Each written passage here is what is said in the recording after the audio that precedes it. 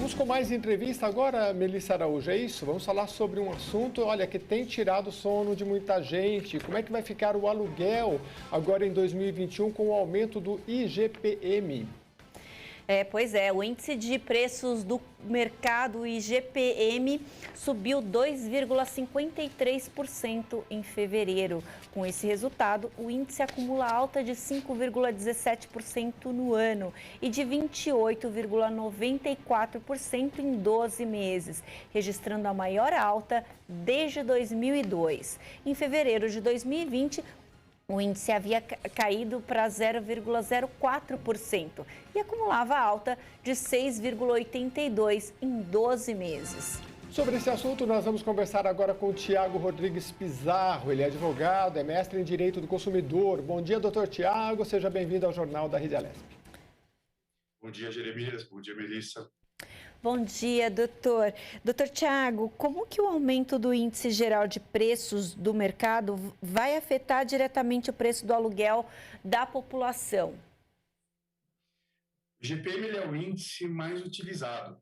Então, todos os contratos que fazem aniversário agora no mês de fevereiro, eles vão sofrer esse reajuste de 28%, quer dizer, quase 30%.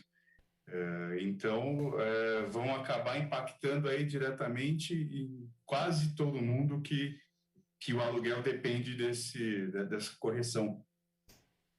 Doutor, eu queria entender o seguinte, olha, o IGPM com esse resultado, o índice acumula alta de 5,17% no ano, 28,94% em 12 meses, enfim. Se eu alugo em março e o meu contrato, eu aluguei em março do ano passado, então eu vou pegar o índice desse mês. Se eu aluguei em abril, eu pego o índice de abril. É assim? Na verdade, você pega o índice do ano. Por determinação legal, os contratos de locação, eles só podem ser reajustados de 12 em 12 meses. Certo. Então, se, por exemplo, o seu contrato de locação foi feito em março do ano passado, agora, nesse mês, em tese, você aplicaria esse índice de 28%. Se o seu contrato de locação, por exemplo, tivesse sido feito em maio, só em maio desse ano que você vai aplicar o reajuste apurado nos 12 meses. Agora, pois é, Melissa, é de espantar. 28 dá quase 30%, ou seja, a pessoa que paga 1.000 vai para 1.300. Por que esse índice ele não acompanhou a inflação de uma forma geral aqui? Qual é a cesta dele que envolve coisas que subiram tanto? O IGPM ele é formado por 3 índices que também são medidos pela FGV. Pelo INCC, que é o Índice da Construção Civil, que entra no cômputo aí todos os insumos da construção civil, material de segurança, cimento, ferro. Entra também o IPC e o IPA. O INCC, que é da construção civil, ele corresponde a 10% do IGPM, o IPC 30% e o IPA a 60%. Um dos principais motivos dessa variação tão grande do IGPM se deve ao aumento dos combustíveis, que acabou puxando, assim, de uma maneira significativa. Como os combustíveis aumentaram muito, principalmente nos últimos meses, acabou puxando para bem alto, assim, essa variação do índice, do IGPM. Doutor, a pergunta que eu faço para o senhor agora, acho que vale um bilhete de loteria. Como é que o locatário negocia? Quais os caminhos que ele pode negociar aí com o proprietário? E aí eu estendo essa pergunta sobre a ponderação desse proprietário, de que é válido ele colocar todo esse reajuste aí no aluguel e correr o risco de perder o inquilino? Olha, o que tem acontecido eu tenho visto bastante. Eu acho que quase todo contrato que chega para análise, eu tenho visto assim, com muita frequência, as partes negociarem. O que acontece? O que vale, só fazer uma brevíssima assim, ressalva.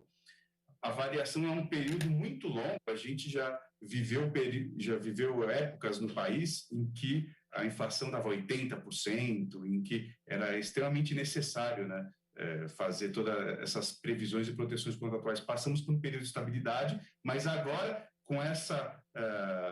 saindo desse período de estabilidade com essas variações de 25%, quase 30%, o que tem acontecido é a negociação.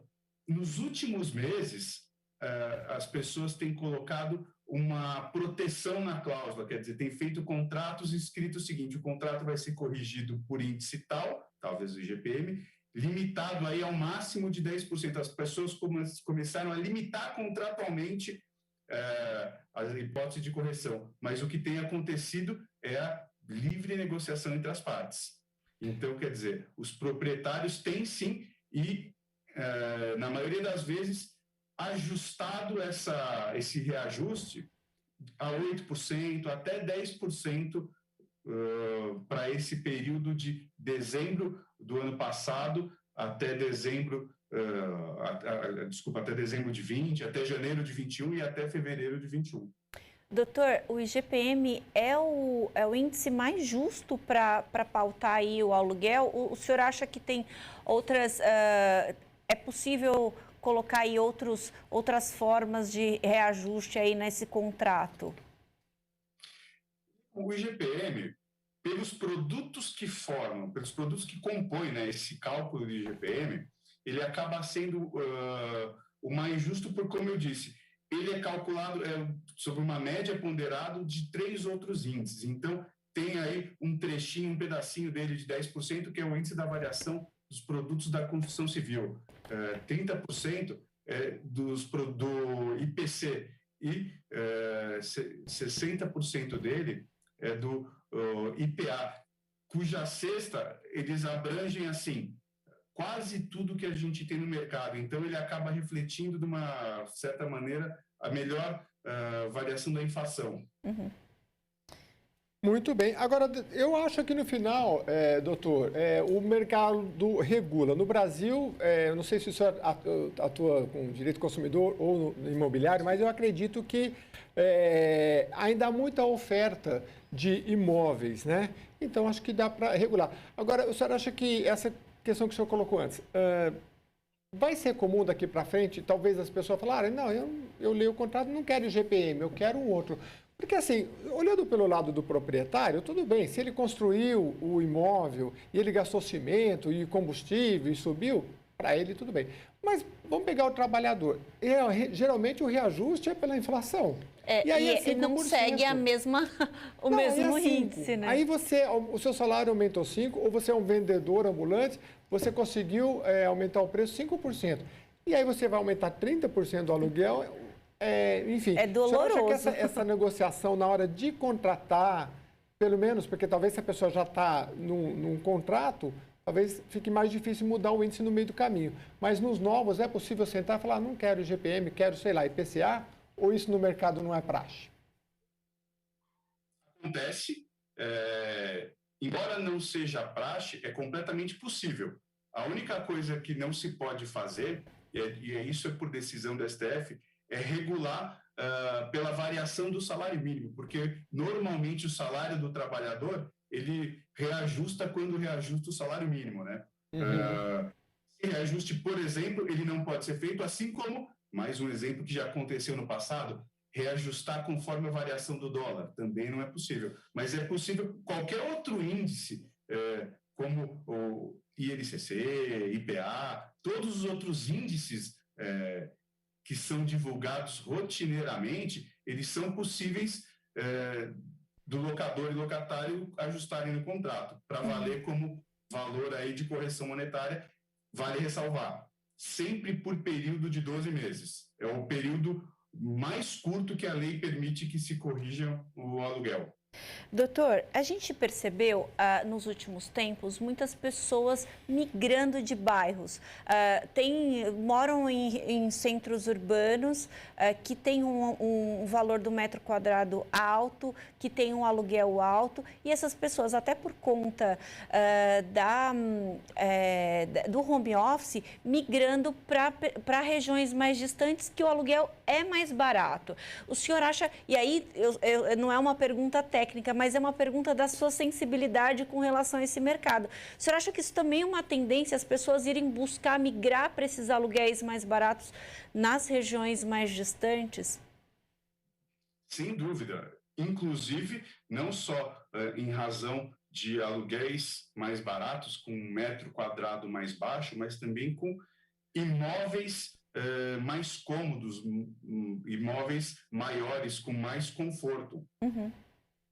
Sim, perfeito. Doutor, aproveitar também, né, Melissa, porque esse é um tema que mexe com uma boa parte da população e eu queria estender um pouquinho para falar sobre a questão da fiança, né? Antigamente, a gente procurava um parente, geralmente o parente fugia da gente, falando, não, fiador não posso. Então, o mercado foi regulando e aí o que aconteceu? Você tem aí o seguro fiança, só que assim, durante a pandemia, os seguros, como é que eles são? O doutor pode até explicar melhor. Se há muita inadimplência, sobe para todo mundo. Eu paguei 10 anos muito bem, você também, mas só muita inadimplência, a gente vai pagar pelos inadimplentes. O impacto, e eu queria né? perguntar para o senhor sobre aquele título de capitalização. Algumas instituições oferecem. O senhor acha que é pouco conhecido e seria bom para as partes? Pouco conhecido, sim.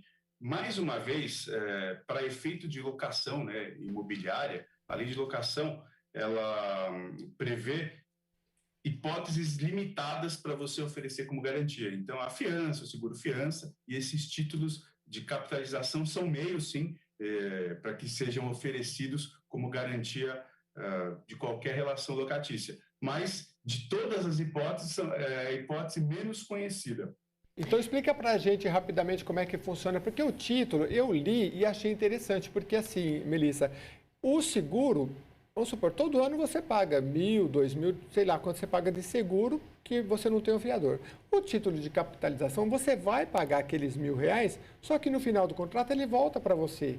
E ele é vinculado, o proprietário é que tem que liberar. Então, falar, você estragou aqui um pedaço da pia, você vai ter que pagar, então não vou liberar. É mais ou menos isso, né, doutor? Mas eu acho que é compensador, Exatamente, né? Exatamente, é uma forma, vamos entender que é quase que uma forma de investimento, que você vai depositando um valor que fica ali disponível. Se não tiver nenhum problema durante a locação, se você cumprir o contrato todinho, no final do contrato você recebe de volta aquele valor que você deixou alocado junto à instituição financeira emissora desse título. Doutor, muito obrigada pela sua participação aqui no Jornal da Rede Alesp. O senhor, inclusive, viu aqui, meu colega Jeremias deve ter corrido muito os parentes devem ter corrido muito dele para não ser fiador do Jeremias, mas muito obrigada pelos seus esclarecimentos. Foi muito importante, acho que uma grande parcela aí da população usa o sistema, aliás, não tem a casa própria, né? Aluga o imóvel e tem, com certeza, muitas dúvidas nesse momento difícil. Muito obrigada, doutor. Eu agradeço, tenha um bom dia. Obrigada. Bom dia para o senhor também. E agora eu também fujo, viu, Mel? Também aprendi.